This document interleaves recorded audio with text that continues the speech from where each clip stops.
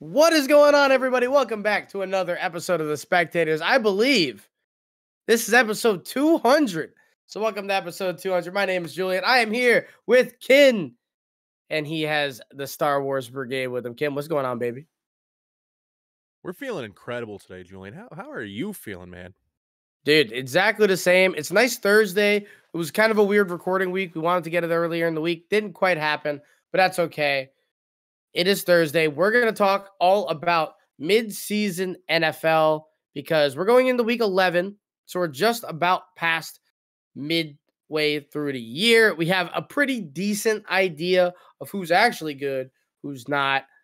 There are still some teams that are kind of in a weird limbo, and we're going to talk all about them.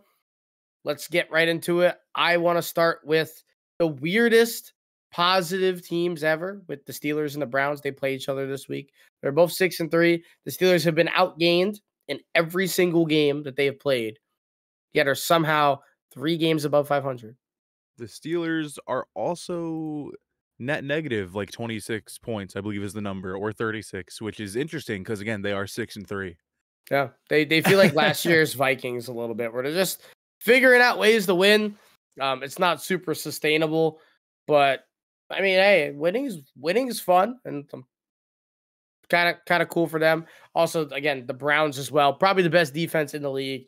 They've been balling defensively, despite Deshaun Watson and everything. He's kind of He's been really meh on offense outside of this week. He actually had a really good week this week, which leads to his injury.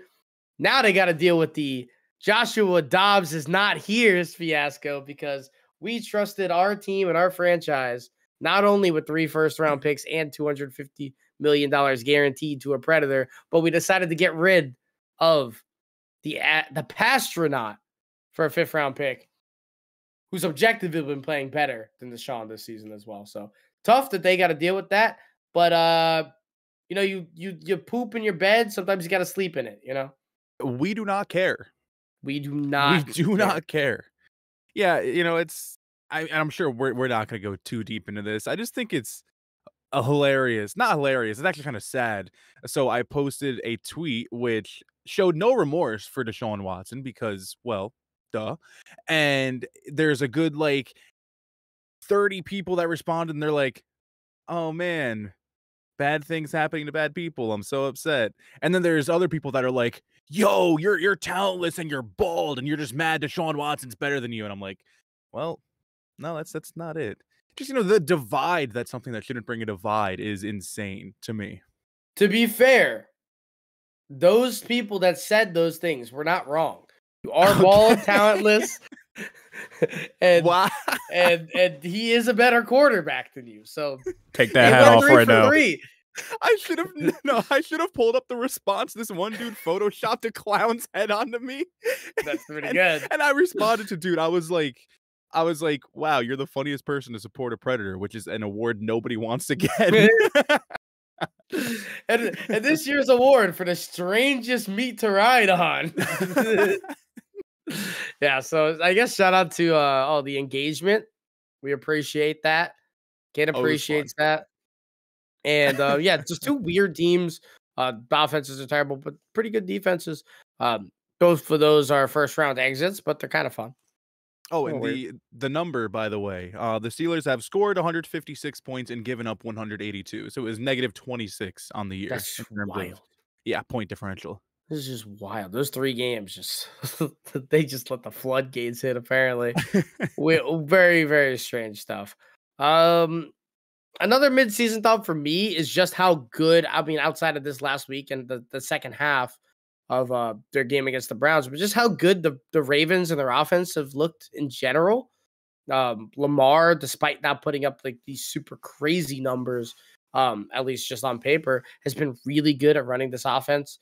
Being the cog in the machine, make sure the running game is great. And they've scored a lot of points, and they've been pretty fun for the most part. And when's the last time a Ravens team was overall fun? Usually they're really good defensively and gotta get it done on offense. This is more of the flash variety. Speaking of flash, you got flashbang. Absolutely flashbang. Well, I wanted to piggyback off what you were saying. Oh, God damn again, Jesus. What? Why is it pulling up? I try to pull up some stats for this year, and the thing just defaults to 2022. That's interesting. That's It's just so beautiful. sad. It's That Google is honestly. anti Lamar Jackson. But no, I Real. wanted to Not me though. piggyback off what you're saying. The Ravens not only have the best running attack in the league, they have the best running attack in the league by almost 200 yards, which is insane. Like the Dolphins at the beginning of the year, insane. Like obviously they run the ball the most, but they're also very efficient. They run at 5 yards a carry, they have the most rushing touchdowns, and then again having most yards by over 200. They're just controlling games. So I agree with everything you're saying. And I think the super impressive part has been running back by committee. Their main guy goes down to start the year, as it seems to always be for the Ravens. I don't know the last time there was a year where they had an RB1 come into the year and finish the year. I genuinely don't. It's been a Gus Edwards and split backfield thing. Obviously, Who the Lamar. hell is Keaton Mitchell? Seriously, he's literally practice squad running back that just got a chance and he's playing pretty well. So one of those things. Shout out to him. Just more proof. Sorry, did not mean to interrupt you, but there's more proof that unless you are an incredibly talented prospect, you should never take a running back in the first round. Yeah, I mean, or like maybe like late first round. I'm not mad at you for late first round. If you do like a Travis Etienne where you get him at like 27 or 28, wherever he was drafted.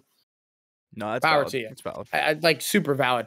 Like if this is the NBA and it's a lottery pick and you're going running back, you're gonna end up like a lot of. I mean, hey, there's been a couple that have really been home runs. The Christian McCaffreys of this world, the Derrick Henrys of this world, but like those are the two. Pick, I believe. Those are the who Henry? Henry's either very, very late first or early second, if I'm not mistaken. Interesting. We can fact check. I will fact check this. I will wait in suspense. I believe he is early second round. Crazy. 45th overall. Woo! Bang! Look at that. Deep in the bag. I mean, but like, and even Derrick Henry, like if you go back to like his high school and like how good he was in Alabama, that's a guy that you look at and you're like, that would be the guy you get in the first round. Like just body of work, build, all of that. And even he wasn't. So, you know, don't hate. What we're saying is don't trade up to get Jahmyr Gibbs and then barely use him. This is what I'm saying. Well, yeah, see, another rookie running back. I don't hate the Bijan Robinson pick just because he is that level of like, wow, look at this crazy prospect. Yeah. But, you know, if you're going to pick him, was it 7th or 8th overall? You should probably use him. Yeah. Like, you are a running offense. Like, Algier is getting more usage this year. Hey, and granted, Algier looks better. Like, he looks more explosive more times than not. And Bijan looks fine. It's not like he looks bad. Just like you had a guy already. Like, why'd you wait? They need so much on defense. Look at Bijan. Look at the Bijan mustard. What are we looking at here? We got some yards. What are his numbers looking like? Our good old producer pulled up the nice Pro Football Reference page. Yeah, so what is that? Top 10 pick, and he has 2 games over 100 rushing yards. That's not like super ideal. See, the thing with Bijan is he's one of those that he can be Christian McCaffrey, like where he's good at receiving, he's good at running, he can be used on every single down. Obviously, you don't want to necessarily do that because running back wear and tear is a crazy real thing, but he needs to be used so much more in that offense. It's top 10 pick for why? For why? For why? For why? I do have a mid-season thought as well, and I know you haven't given any yet, but let me slip one more in there. Me and Brooklyn had an episode months ago where we talked about preseason. We're like, hey, the AFC North is definitively the best division in the league. It felt pretty good at the time. Obviously, Aaron Rodgers gets there. The Bills were still good despite them getting worse defensively. We figured Miami would still be pretty solid. And then the Patriots are... The AFC East? Yeah. Did I say North? I meant East. I Yeah. think you just wrong conference, wrong direction. But Whatever I'm saying. I know what you're saying now. Yeah. The division with the Bills. We said was gonna be the best one in the league. And I'm trying not to say that we're completely wrong to the fact where it's the worst. I don't agree with that.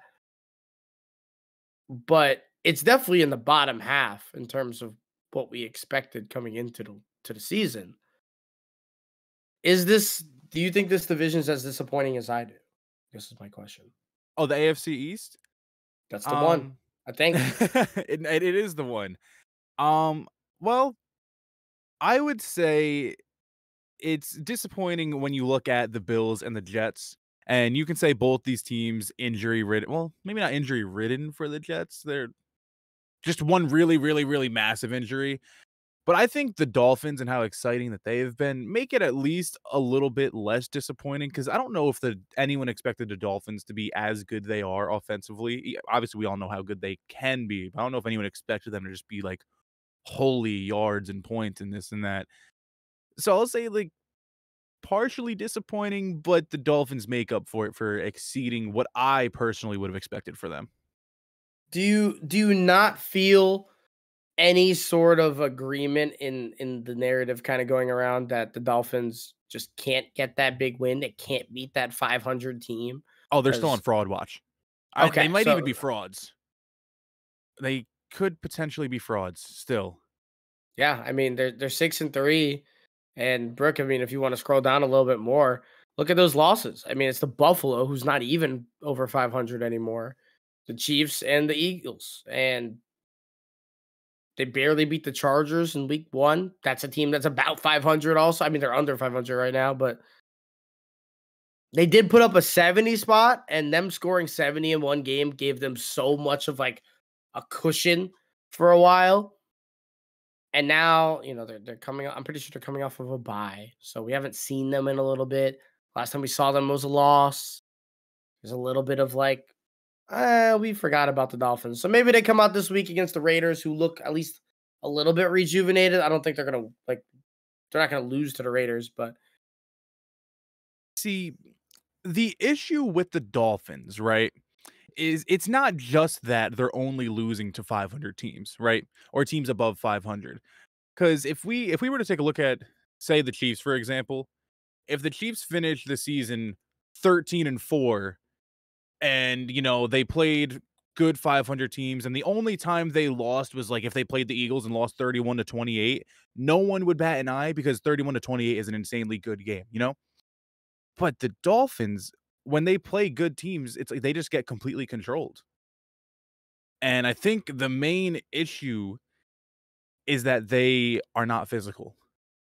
I mean, who have they lost to? The Bills. Good pass rush. Not great in the run game, but they're a strong, physical team, physical defense. The Eagles, they lose by 2 touchdowns, 31-17. Strong up front, physical team.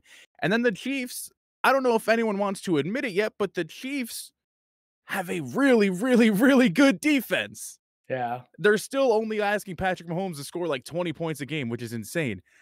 And so the Dolphins, they wouldn't be on fraud watch if all of these games were like they're still playing their game really, really well, just coming up a Yeah. little short. But they're Yeah. not playing their game well. They're getting controlled. In fact, every time they're losing to a good team, they're scoring sub 20, 21.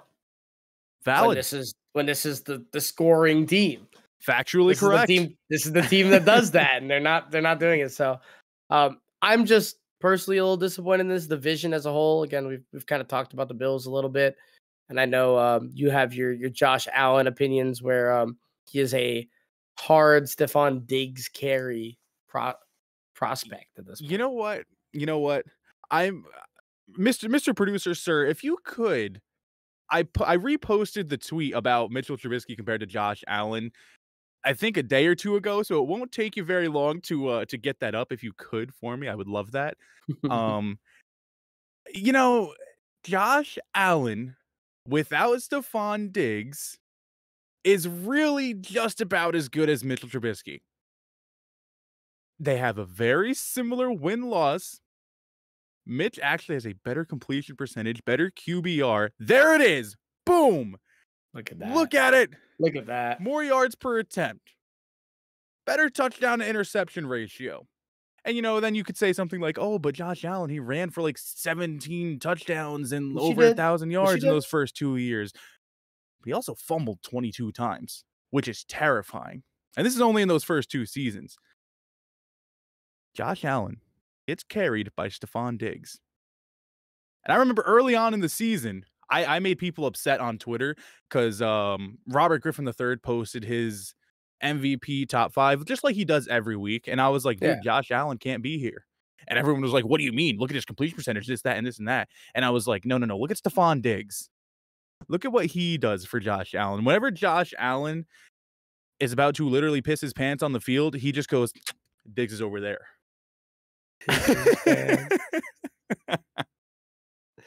So let me get this straight. Stephon Diggs is Josh Allen's diaper? I suppose. Yeah, he holds his shit in. Diaper Diggs. Diaper Diggs. Oh, Diaper Diggs. We did it. We figured out a way to push this narrative even harder. I hate it so much. Actually, I love it. I'm gonna continue. Good. I'm absolutely gonna be posting that at least 7 times over the next 10 weeks. The best part is that Stephon Diggs' brother, actually tweeted this, also agreeing with this, not directly to Kin, but like, oh, it's hilarious. He was just like, without bro, he ain't anything, more or less. Yeah, I think almost the exact wording was like, oh, there it is. Let's not forget he didn't start going off till bro got there. Yeah, and it's funny because I quoted the Drewski. I quoted that with some sort of agreement, and then some random Bills fan posted 2019 Josh Allen highlight tape under my tweet, and I was like, it is a highlight tape. I can show you a Lance Stevenson highlight tape. You'll think he's the best player of all time. If I really wanted to, I could find a way to put together a Daniel Jones 2023 highlight tape. Like, it could exist. He's like, all I need to do is put together like 15 plays and stretch it out, and it's like a 3-minute highlight tape. Yeah. Put the HD version, put a good song. That's what I was saying. Yeah. Like, no, you could definitely do it. I love it. Gross. All right. Well, during all that, we were informed by Mr. Producer Man that it's time to talk about our top 5 teams currently in the midseason. Man. In the midseason. I'm going to let you go first because I took all the thoughts. So you say you don't like to think, so I got you. Thoughts. Well, I mean, top 5 NFL teams.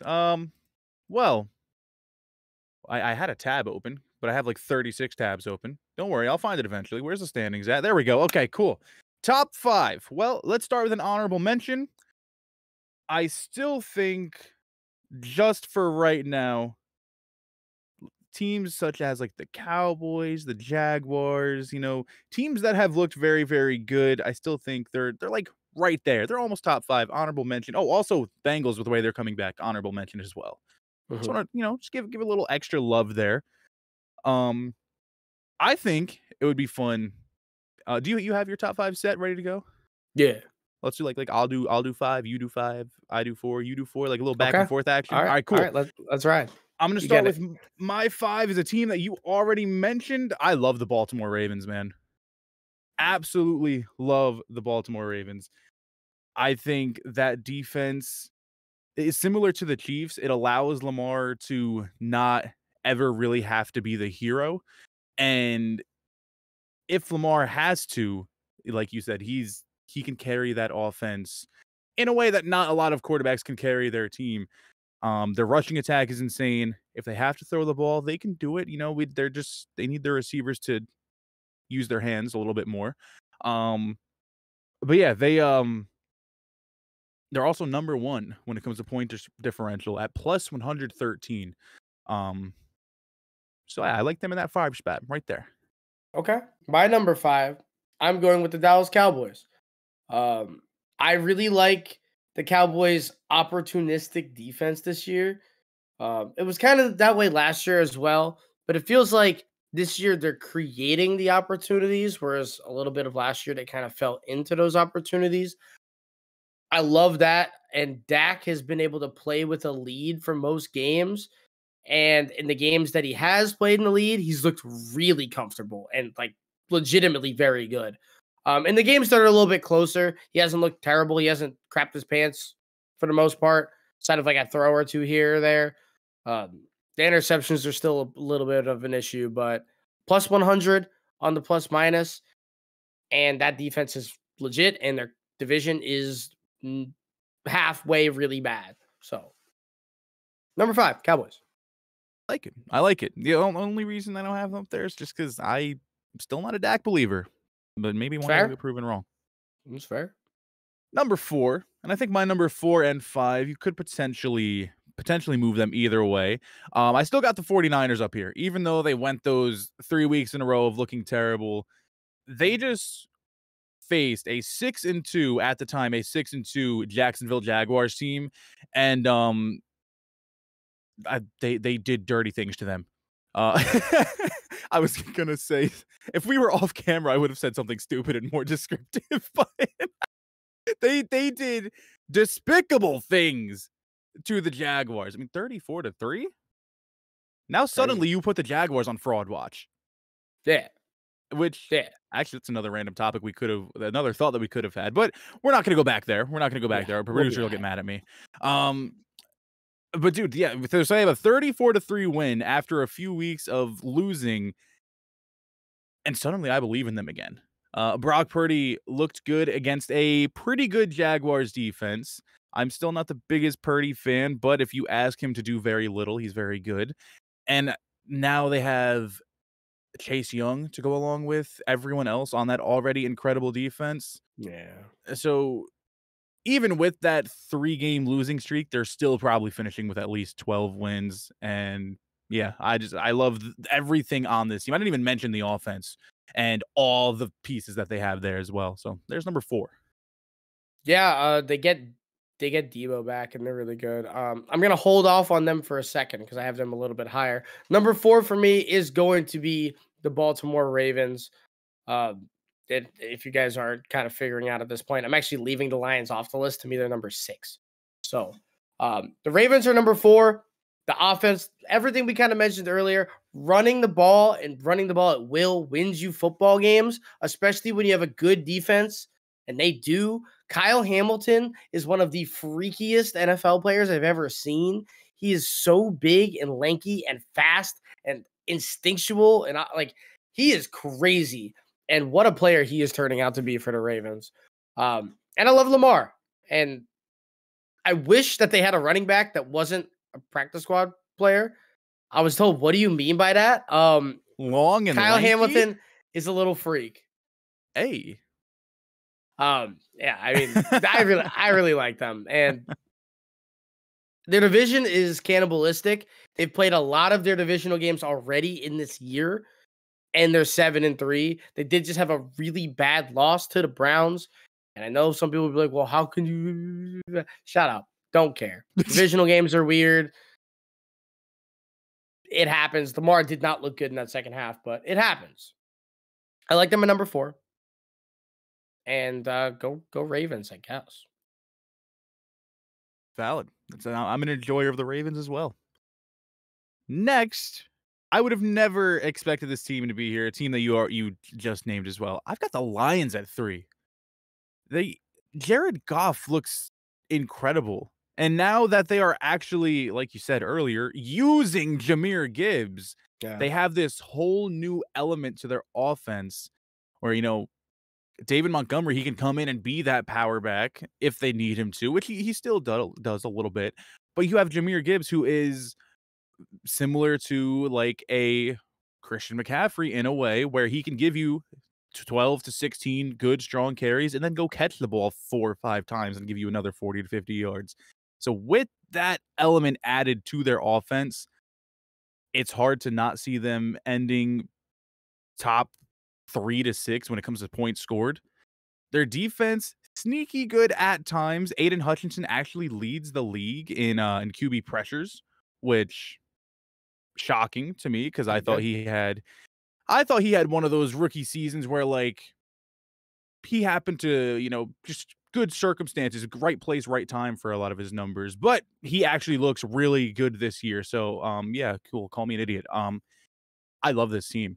They're going to be really, really fun for the rest of the way. I can't wait to watch what they do. I got them at number 3. Yeah, not fully mad at it. Again, they're a little bit off my list, but that's fine. Number 3 for myself is the San Francisco 49ers. They did have a 3-game losing streak. They get Debo back. They add Chase Young. They're going to get Trent Richardson back at some point. I like this team. Oh, wait. Trent Richardson. Williams. The brain's all over the place. Trent Williams back. Trent Richardson would be crazy. Yo, 2-headed monster. And by that, it's like me and Kobe got 81 in that game. It's him and McCaffrey. I got you. You feel me? Negative ball carrier vision. Exactly. McCaffrey is the best offensive player in the sport, has been for a couple of years now.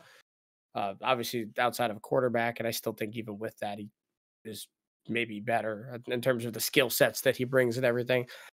And even without a McCaffrey, say you put Raheem Mostert back on this team, they'd still be really good. But now you put the most talented offensive player on them.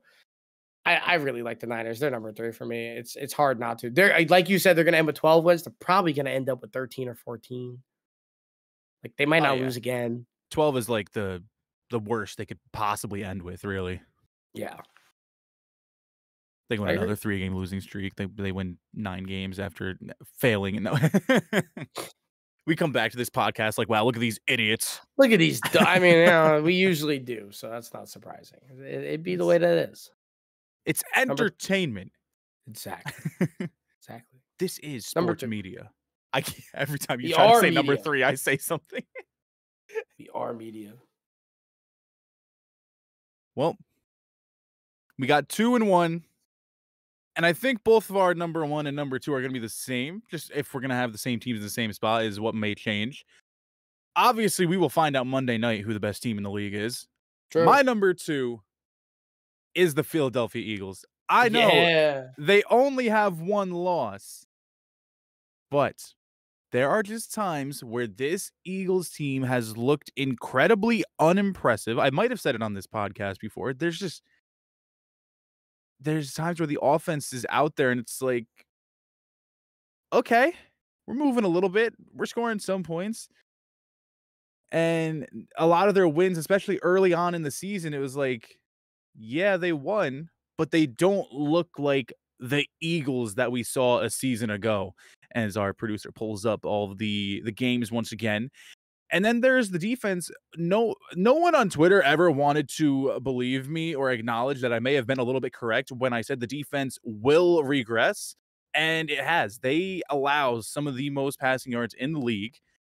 If their front 7 is not generating a crazy pass rush, their corners do get torched a little bit. They allow the most yards per game to wide receivers. I only know this because I'm an avid sports bettor, and that's how I decide who I'm betting sometimes. But it's still factually correct. The most yards per game to wide receivers. They might be second behind the Buccaneers. Either way, they allow a ton of passing yards. This team, and I say this like they're a bad team. They're a really, really, really good team. I'm just justifying why they're not put number 1. That's all. They're a really, really good team.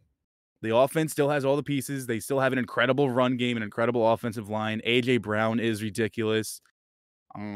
There's pieces. They're literally everywhere. Devonta Smith, you can name them all. Dallas Goedert. But those are all my reasons why they're not number 1. But they're still very, very, very good. And I think number 2 is a very happy spot to be.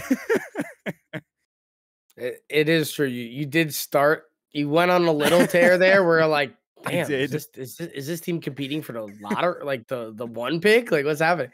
No, the Eagles are pretty head and shoulders better than everybody in football besides the Chiefs, at least to me right now. And like you said, we'll talk about it a little bit later, but they play each other this Monday. And so does this say who's the better team?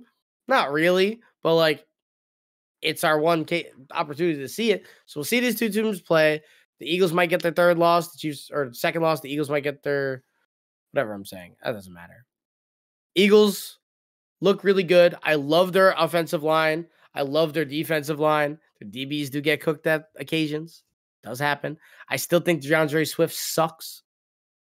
He's a horrible running back. I think he has no vision. And he has like the best O-line in the league and can't run still. It's very sad. Tough scene. Brutal scenes. And you didn't talk about the Chiefs yet, so I'll do it. You mentioned it to start, though. They're only asking Mahomes to score 20-something a game right now. Low 20s. That has never been a thing with the Chiefs during this Mahomes era. And that's the way it is right now. And Mahomes is chugging along. He hasn't looked like overly godlike. He doesn't really look like a reigning MVP right now.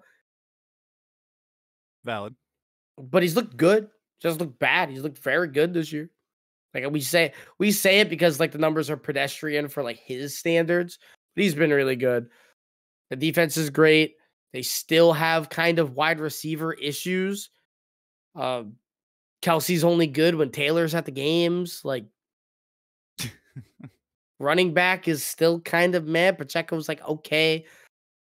Patrick Mahomes and the Chiefs are still the best team in the league. They're the class of the league until really proven otherwise. Because yes, they have 2 losses. They're good for a fluke loss every year, though. They're good for one last year. They're good for one. They lost to the Colts last year. They lost to the Broncos this year. They're good for one. They lose to another good team, maybe 2 good teams. They end up with the 14-3, and then we're like, oh, well, who cares that they lost to the Broncos? They have 14 wins. Dude, it's just the script writers cooking up a little bit, you know? Got to. Like, dude, when you watch a WWE main event and Roman Reigns is defending the title, and there's a moment in time where it looks like Roman Reigns is gonna lose, and then he just wins the entire thing. That's the Chiefs every year when they lose to the Colts or the Broncos. You need that in the script, because then people like us, the media, will be like, the Chiefs, are they really this good? Are they over? Are they done with? And then they like you said, they are this good. They end up winning 14 games. They end up in at least the AFC Championship game, which, by the way, ever since Patrick Mahomes has become a starter, his worst season is losing in the AFC Championship game. That is insane. Crazy. Insane. So we agree on the number 1 team in the league, the Chiefs. And the main reason being is, you know, I mean, like you already stated, both of us have already stated, the defense is ridiculous. They may have the best group of corners in the league, and it's not, and they don't even have like a big name. Like there's no names in that room either, right? Like a Sauce Gardner or a Darius Slay. No, they just have they're just so good, man. I can't get over how good this defense is.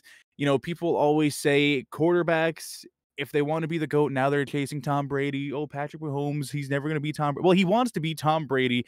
Well, I don't know if he wants to be Tom Brady, but if you want to be Tom Brady, you got to have a few seasons where you're not as good as you usually look, but your defense saves you. And that is Patrick Mahomes a little bit this year. A little bit. Not a lot, but a little bit. So I fully agree. And with the Chiefs being the number 1 team for both of our top 10, a little bit past mid through the season, he's the reigning MVP. So what we're going to do is talk about our MVP favorites right now. We're going to give one. There is a caveat, however. We will not be talking about any quarterbacks. This is the MVP for any non-quarterback in the league right now. There's a couple options. Yeah.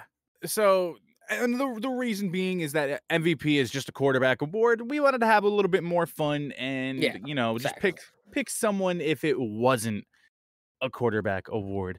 I think I know who you're going to pick.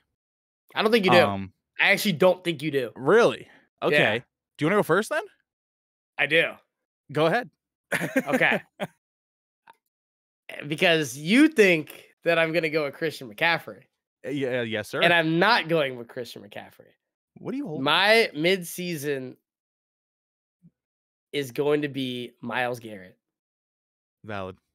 Myles Garrett has been the single most impactful player when he is on the field at any given time. I mean, it's kind of impressive how he's gotten better. I mean, this is, I think, years 5 or 6 for him. Like, it's not like he's a rookie anymore. He's just like this young spring chicken. He has been so good, and I'm pretty sure he's tied for the league in sacks right now. Him and Daniil Hunter. Shout out to Daniil Hunter having a really great season. Also, 12 sacks right now is really good. I don't know, dude. Just he's so dominant, and that defense is the best defense in the league. They're the best run defense in the league, and he's a really good run stopper. Also, mind you, he's not just a QB guy. He has 4 forced fumbles. I mean, what could you ask from a guy besides sacking the quarterback the most and also forcing the most fumbles? What else can you ask from him? And on top of all this, he hasn't had to go against Mason Rudolph.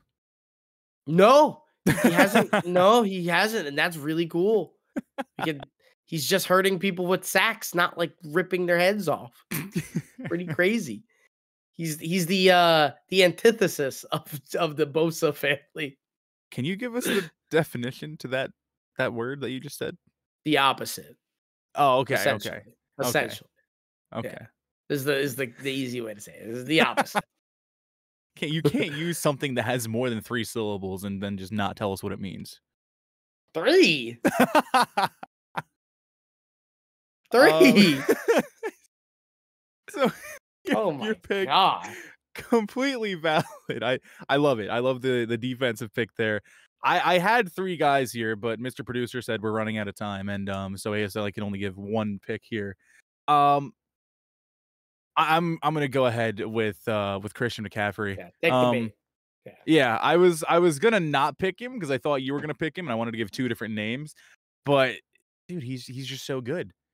He's everything that you could want in a modern day running back. I said it earlier talking about like Jahmyr Gibbs, Christian McCaffrey giving you 13 to 20 really good strong carries. He's going to be your main goal line running back, but then he's also going to go out there and catch 5 to 6 passes a game. And I mean, dude, he has over 1,000 yards receiving and rushing combined. All purpose, yeah, all purpose. He scored 13 total touchdowns. He's just ridiculously good at the sport of football, and it doesn't make sense because I don't know. I feel like when I watch him play, I'm never impressed by his athletic ability and everything that he does, and then he ends up with 160 all-purpose yards and 2 touchdowns, and I'm like, oh, when did that happen? Yeah. And it happens every single week. So I would take Christian McCaffrey in this spot.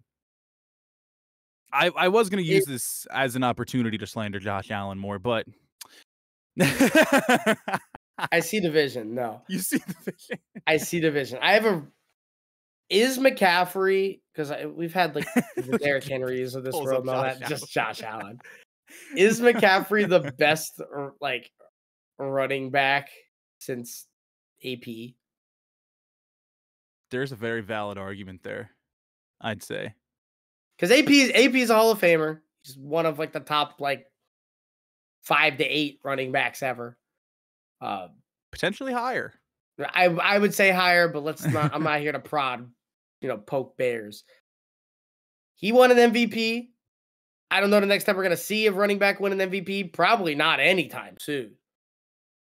But if there was a guy who could have done it, and it probably won't happen now because it won't. But like, if McCaffrey ends here, how about this? If McCaffrey ends with 2,600 all-purpose yards and 27 touchdowns, does he win MVP?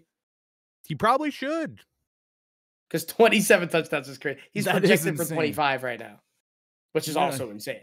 Yeah, no, that would be insane. But no, that's another very valid argument. You just don't see it, which is unfortunate. But yeah, hey, at least he'll win Offensive Player of the Year, I think. Hopefully. Maybe. Well, there's all Tyreek also exists. Keenan Allen, Tyreek. AJ Brown. They love wide receivers for that award, so they do. Which is, to be fair, pretty valid also. So passing league. passing league. And there's some really good wide receivers too, which is awesome. It's nice to have like a lot of really, really good ones. I feel like there was a lull for a second there. There was like a time where AJ Green was like still considered the top 5 wide receiver. And it's like, no, AJ Green's like not good anymore. He's been good in like 3 years. And now we're looking at the tight end position as like, hey, can we get more guys there? Please. Please. Wait, there's 3 really good ones with Hawkinson, Mark Andrews, and Kelsey. So speaking of tight ends, for whatever reason, like 3-4 weeks ago.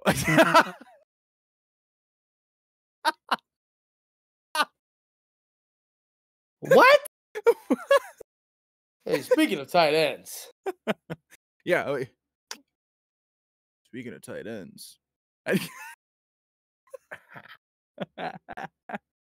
I was gonna say, for whatever reason, like 3-4 weeks ago, Dalton Kincaid was just sitting there in free agency in my fantasy league. So he's my tight end now. Fuck Kyle Pitts. Oh, said a bad word on accident. My bad. Oh no.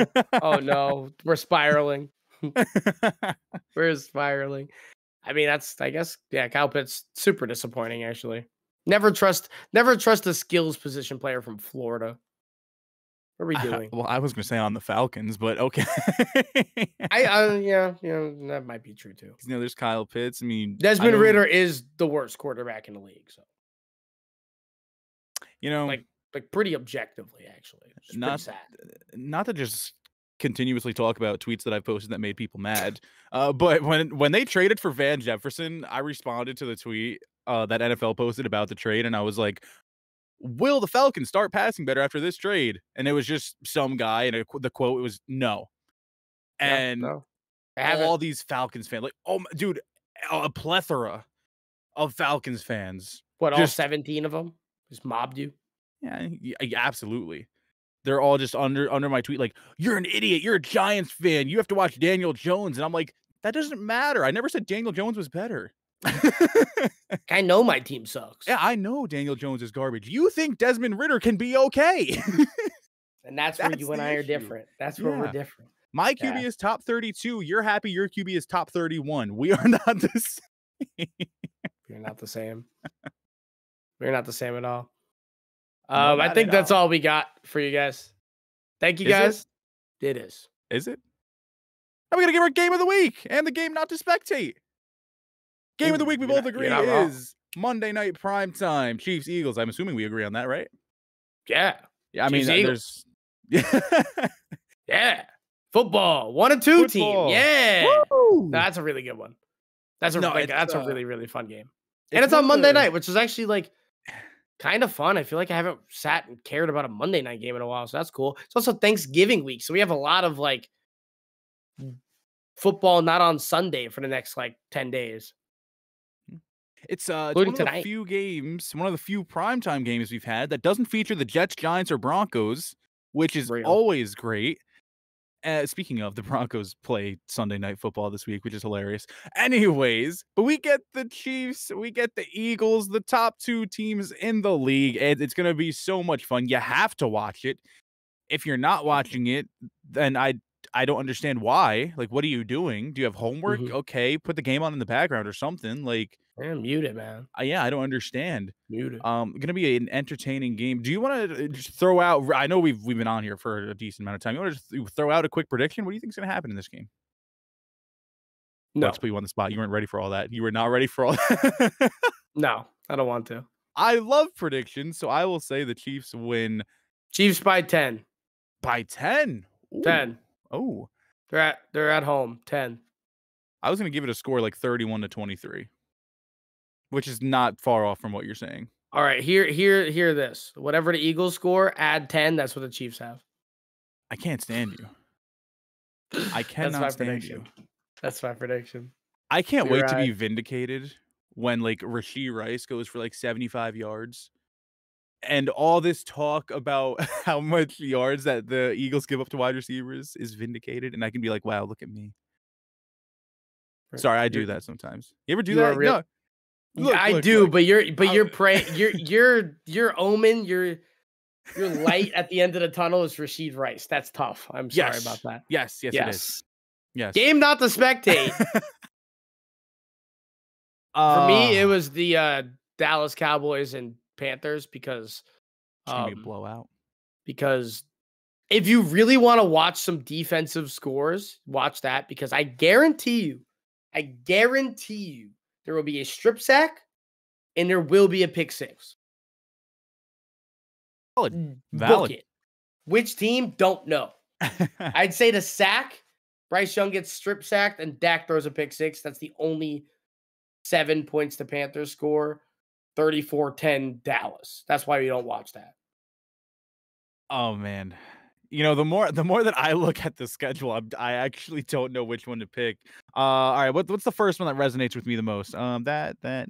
Okay, you know, I'm actually gonna go with Jets Bills. Even though it is a divisional game, divisional games are always fun.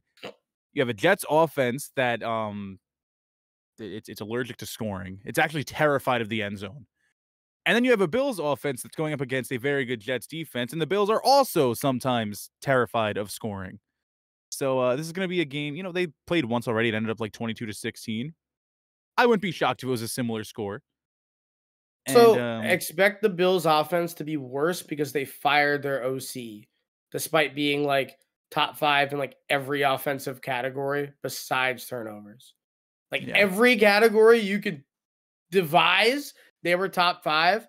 And they're like, yeah, you got to go, buddy, because Josh just fumbles and throws too many picks. It's not his fault. What are you doing? So the offense will take a step back. They just will. Yeah. No, it's Josh Allen. It's never their fault. Never his fault, I mean. He's perfect. Child. I'll kiss him on the forehead. You should. Kiss Madden him on the Curse forehead. Hit him like Madden Curse hit him like a brink stroke. You kiss him on the forehead and tell him that you're proud of him and that he is special. I am. After he throws the ball to Sauce Gardner. Absolute dot. To the defense! Yes, sir. To the defense. It's too easy. Is where I think we're done. Yes. Thank you guys for listening. Thank you guys for watching. Please remember, if you have beef with somebody, do not put them in a headlock looking at you, Draymond, you weird freak. Stop it. Get some help. Steph wasn't playing. Dummy. He didn't want to play. He didn't want to play. And that's okay. I understand that. I wouldn't either. I wouldn't either. Thank you guys again. Make sure you're following us at Spectators Media on all platforms. Me and Julian the Cut. Kin at _24 Kin. If you guys want to be in tune with what we're doing, I appreciate you all very much. Make sure you subscribe to the YouTube channel, like and subscribe wherever you're listening. We'll see you guys next week. Bye, everybody.